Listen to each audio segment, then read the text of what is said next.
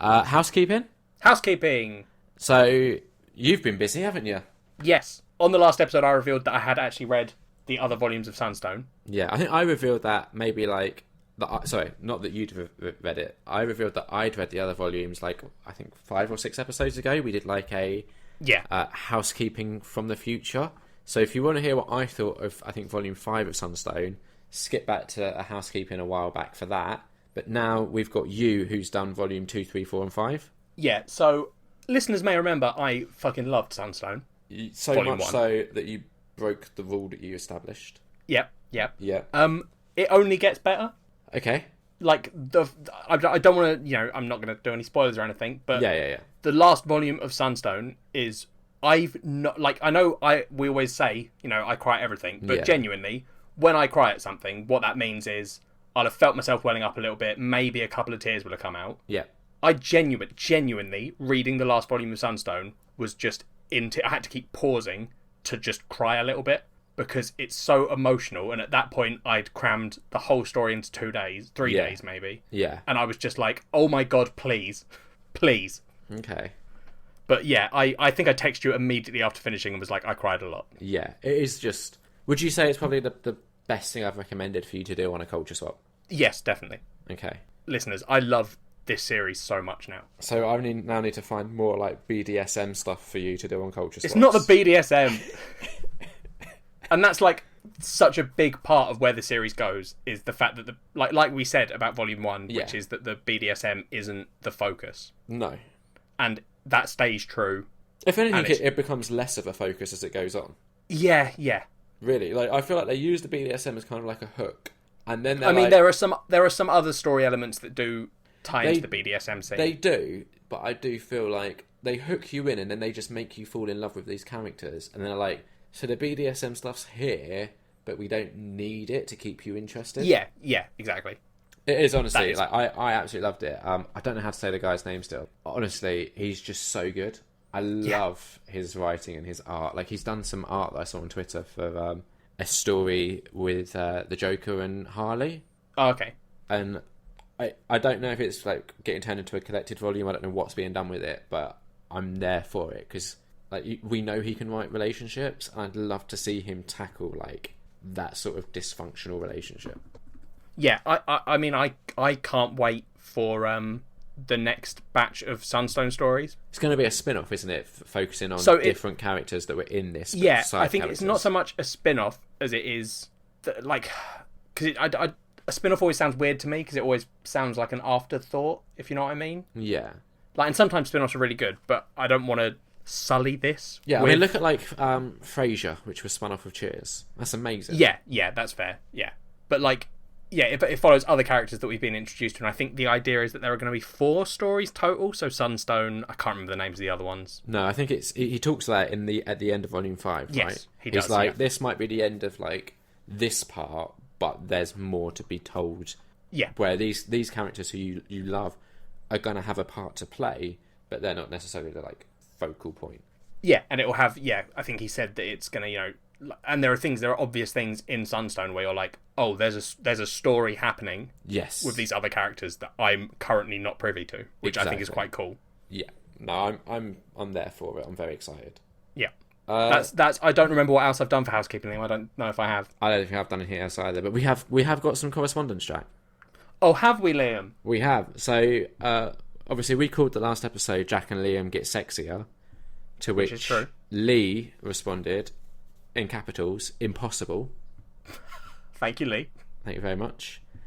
Kat also said that she's glad you went with her favourite title. And then, yeah, but what was the other title that we were maybe thinking of? So we had Sexual Nerds, which was a reference to something that was said in Sunstone. Yep, or there was Jack and Liam Get Sexy Again, right? Yeah. Yeah. Then we had what's possibly been like my favourite bit of correspondence we've ever had.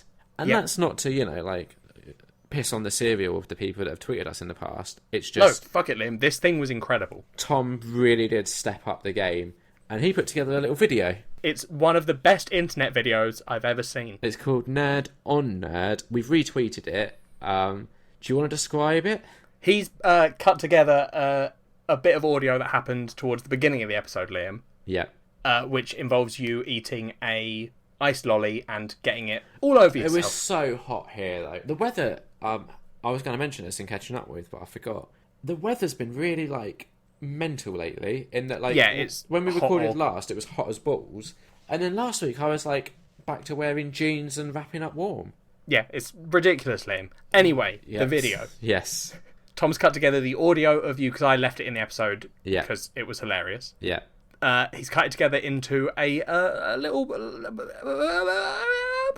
video, Liam, but without the video. A little, like, 30-second, like a Porn Place Presents, he called it. Yes. And it's, honestly, it would be the weirdest porn video to see, firstly. Well, just because of the stuff you're saying, but it genuinely works so well. I've watched it on repeat so many times. Yeah, I watched it like 3 times when we received it. I was like, oh my god, I need to keep watching it. I made Kat watch it. It was that good. Did she laugh? Yeah, she thought it was great. It is. I asked Tom how long it took him. He said about an hour. I was like, that's an hour well spent, I feel. Yeah. I liked his description of he had sometimes he gets ideas. Yeah. And he just has to make them. Yeah. I feel like Tom is an artist deep inside. There's an artist in Tom that occasionally forces his way out and is like, make this cool thing now. Yeah, and this was probably the coolest thing I've seen. Yeah. I think we might be Tom's muses. Yeah, I'm okay with that. Yeah. Right, so we had a tweet from Cory, long-time listener. He tweets us on the reg, which I'm a big fan of. So the first tweet just says, listening to Jack and Icy Pole Spiller Liam Underwood. Yep. Which I immediately responded saying, Icy Pole Spiller is like an amazing rap name. Well... Come on, imagine like stepping up to the like stage It's like a cool 80s rapper name. Icy Pole Spiller. Now they're all called like Ghostface Killer and stuff. I'm bringing it back, Jack. I'm making rap cool again, where it's no violence. Yes. Yeah, you're right. That's what's wrong with rap at the moment. It's not cool enough. It's got too violent, hasn't it? It has. That's true. It's all effing this hoe and shooting the po-po. Oh, let's stop that. Stop right now. Let's rap about spilling ice lollies on ourselves. Yeah, that's relatable. Because I can't relate to going out and busting some caps. But spilling something on my shirt, relatable, Jack. Very good. What else did Cory say? He said that he was picturing me in a bonnet with a bib and a dummy, or pacifier for our America listeners, with a dummy on a lanyard around my neck. And he said maybe that's just him. So I was just wondering what your take on that tweet was, Jack. I don't know, Liam. Like, is that what you were picturing? No. No? I was picturing you spilling ice lolly on yourself, because I... So you're saying maybe that is just Cory then? Just him picturing that by himself?